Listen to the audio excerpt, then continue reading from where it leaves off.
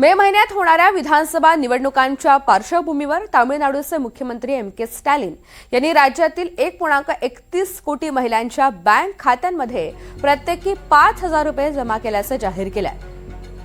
कल्लेग्नर महिला हक्क अनुदान योजनेअंतर्गत ही रक्कम वर्ग करण्यात आली आहे. या 5,000 रुपयांपैकी फेब्रुवारी, मार्च आणि एप्रिल महिन्यांसाठी दरमहा 1,000 रुपये आगाऊ देण्यात आले.